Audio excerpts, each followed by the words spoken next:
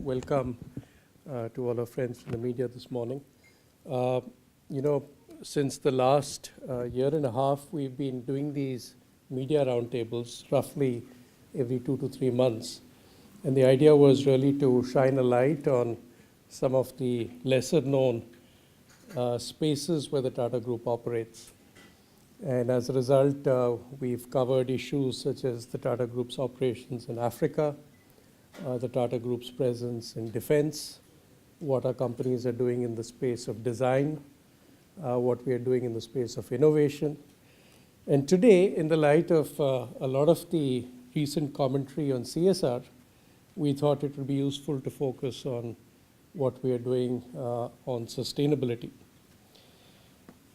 So for the next hour and more, my colleagues and I will be really talking to you about our presence in the sustainability space.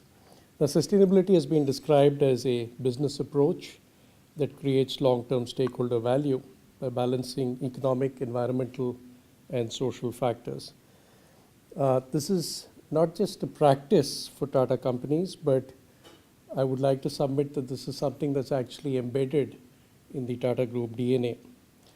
Sustainability has been part of the Tata tradition from way before the term became fashionable. Founder Jamsetji Tata has a very famous quote which you will see hanging on the walls of Tata companies across the globe, which says, and I quote, "In a free enterprise, the community is not just another stakeholder in business, but is in fact the very purpose of its existence." And that's really what has, I think, to a large extent driven our commitment to communities and the work that we do in the CSR space. It's reflected in many initiatives that the Tata Group has undertaken way before regulatory requirements kicked in. The founder, for instance, embraced people practices much ahead of the times. He established a creche for working mothers at the Tata textile mills in the 1880s, something which is not legislated even today. He instituted a pension fund for workers in 1886, established medical dispensaries, and provided for accident compensation in 1895, well before any laws were promulgated on these subjects. Right here in this city in Mumbai, more than a century ago, his vision to provide pollution-free clean power to the city that was at that time choking on the fumes of the boilers from the textile mills, in fact led to the establishment of one of India's first hydroelectric power plants at Khopoli.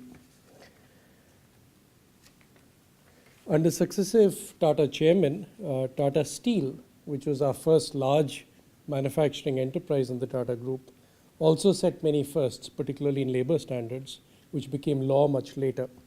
In 1912, the company instituted the 8-hour working day, something which became law in India in 1948. In 1915, the company introduced free medical aid for employees.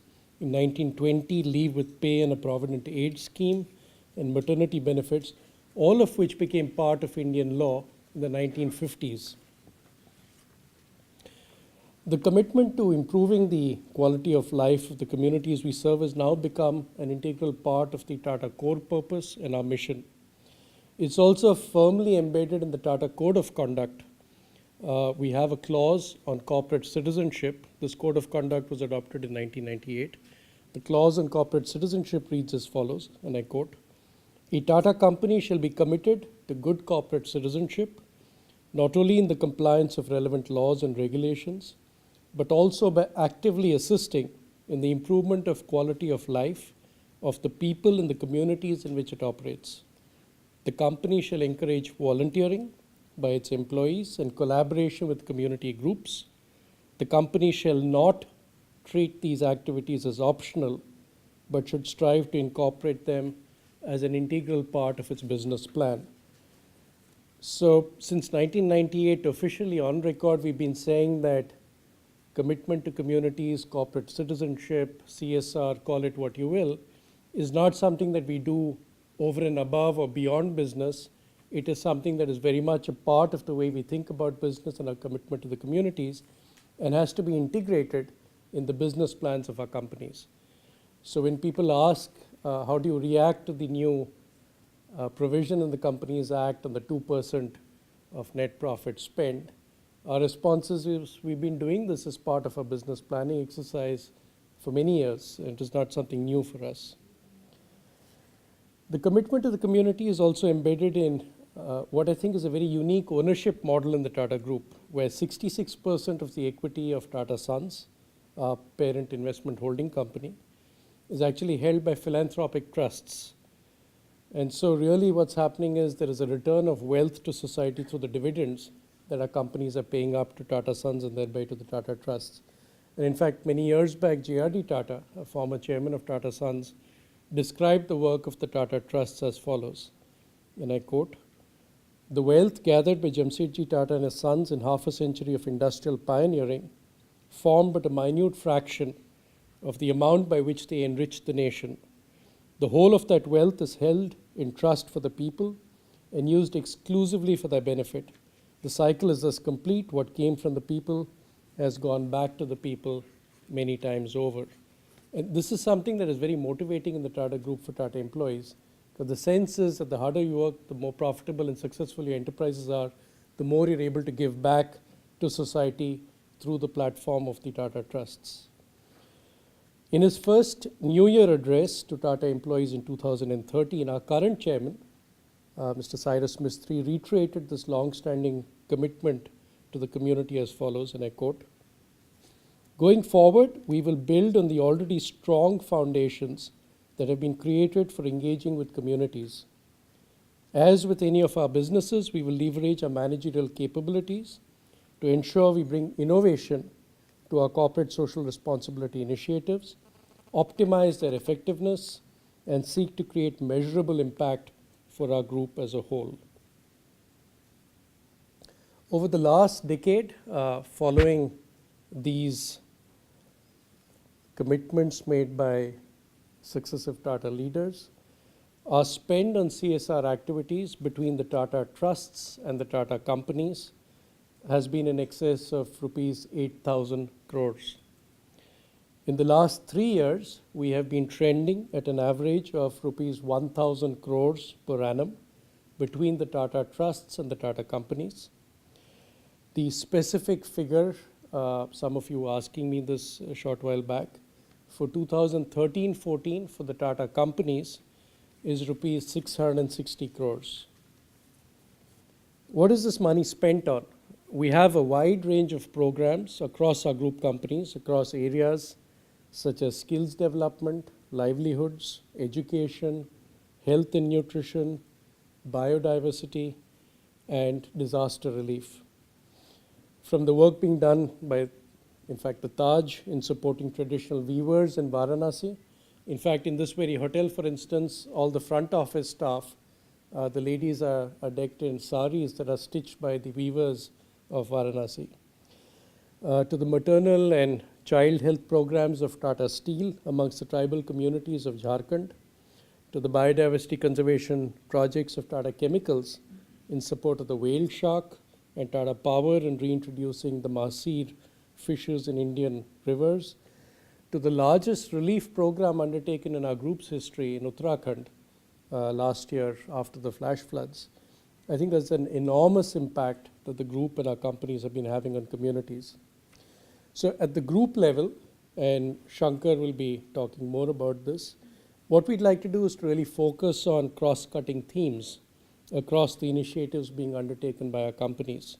So for example, we would like to focus on disadvantaged communities, including those affected by affirmative action programs.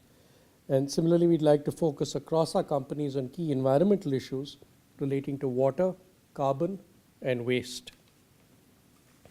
To coordinate our efforts, we've created the Tata Sustainability Group, led by Shankar Venkateshwaran. This group will take its strategic direction from a new Global Sustainability Council, which we have created, which I chair, and which includes the CEOs of a number of Tata companies. One of the key focus areas for the Tata Sustainability Group will be a volunteering program that we are putting in place for our group. We are very enthused by the success of the first Tata Volunteering Week which we announced in the month of March this year to commemorate the 175th birth anniversary of Jamshedji Tata. Over 25,000 Tata colleagues across the globe participated in various volunteering activities during that week, giving that time to non-profits in a variety of areas. In fact, I would also invite offline all of your suggestions also on non-profits that you believe are doing good work, which you think could benefit from some of the pro bono support which our colleagues in the Tata Group could provide.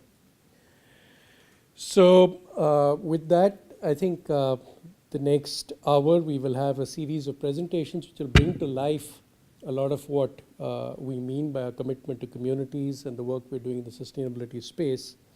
We will have first up Mr. Shankar Venkateshwaran, who's the chief of the Tata Sustainability Group at Tata Sons, who will share with us how sustainability is being driven at the group level. Shankar will be followed by Dr. Paul Brooks, Group Director for Environment at Tata Steel, who will share with us how Tata Steel is championing the cause of environmental stewardship, and he'll talk particularly about the experience in Europe. Alka Talwar, who's the head of sustainability and corporate communications at Tata Chemicals, will talk about how sustainability is embedded in the core business of the company. And finally, Sanjeev Singh, who's head of business excellence and the corporate quality head at Tata Housing, will give all of us a glimpse into Tata Housing's journey in the area of social stewardship.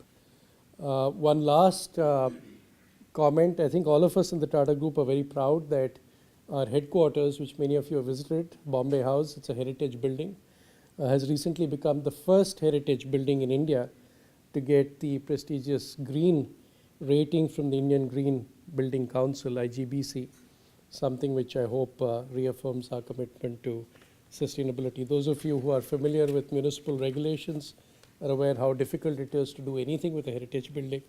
And I'm very pleased that we've succeeded in getting this rating. I'd now like to invite Shankar to take over. Quick introduction of Shankar, an IIT IIM product, but I think very importantly for all of us in the Tata Group, somebody who's had tremendous experience both in the corporate sector and in the non-profit sector. He was CEO of Partners in Change, Executive Director of the American India Foundation, Head of India Operations for Sustainability, the John Elkington organization. But he's also worked in the corporate sector. In his last role, he was looking after the sustainability practice at PricewaterhouseCoopers. So he brings enormous experience, very, very relevant experience to all of us in the Tata Group. And we're delighted that he has joined us as the head of the Tata Sustainability Group effective January of this year. So with that, I'll hand you over now to Shankar.